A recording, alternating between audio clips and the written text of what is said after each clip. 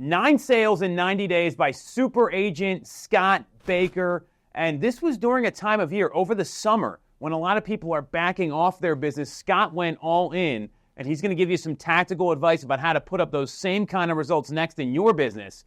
If you like what you hear, you get some value out of this, make sure to subscribe to the channel, hit the bell for notifications, and if you want to schedule a call with our team about how we can help you see these kind of results, you can do that with the link in the comments. So I'm going to stop talking.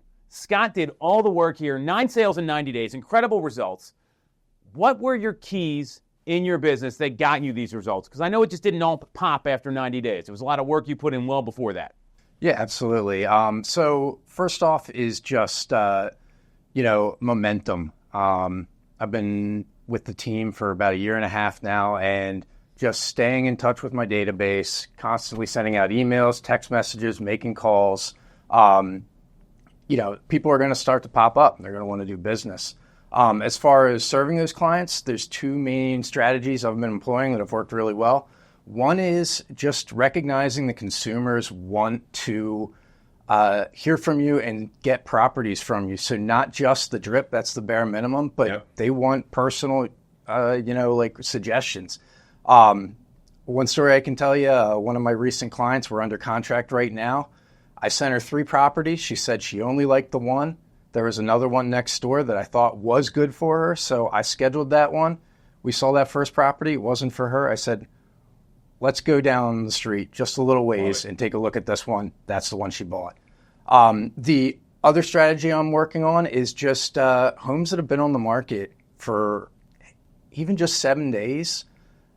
Buyers are really price sensitive. Being able to get in there, be the only person making the offer, able to have terms like get an inspection, that kind of thing is huge, especially for first-time buyers. And I'd say the majority of my buy-side deals have been that. So that's a lot to unpack there. You just went through a whole ton of stuff. So momentum, right? And you talk about building momentum. What were some of the things you did to build momentum? Because I think it's hard to generate and easier to maintain when you get there, because getting started is usually the hardest part. So what kind of got the momentum off the ground? Because usually it's like a small thing that can make a big difference.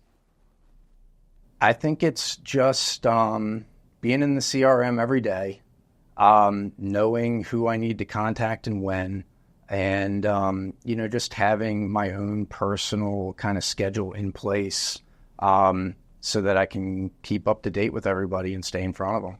So it sounds like you got a plan. You use the CRM, you follow your schedule. This is all mind-blowing stuff here, everybody, but you're doing it, and that builds that momentum. So, it does take time to see results. I think you're right on there. You talked about the strategy of not being an order taker. You're taking you just scheduled it, you went through it.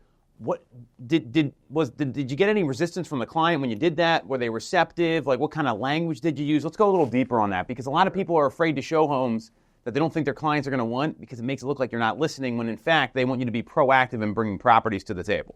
Yeah.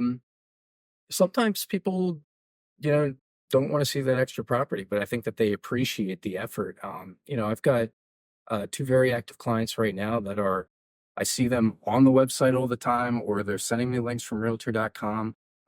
They still really appreciate that I'm looking out for them and that I'm sending them properties myself. Love it. Well, it shows you're paying attention, right? Because it's real easy to automate stuff. And we talk about like the 3-point plan that buyer's agents have and how we go above and beyond. It's put you on a property drip, talk to you once, wait for you to get back to me. So you're doing the exact opposite, which is really great. So this is a world of information here in the 7 or 8 minutes we're doing this. So you got strategies, you're educating people. Sounds like you're meeting a lot of your clients up front before you get them into homes to give them all this information.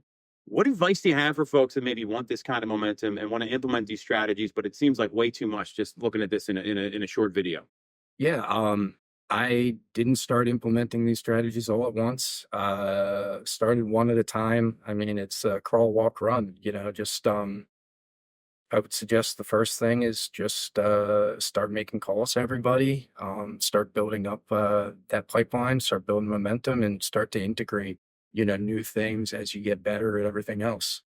Well said. Manageable actions versus overwhelm and trying to do everything at once. So if you're looking for a killer agent to work with, Scott is your guy. We're going to put all his information up on the video here. This guy is kicking butt, and he is representing clients fiercely in a confusing market. Appreciate you, my man. Grateful to have you aboard. Thank you, Tom.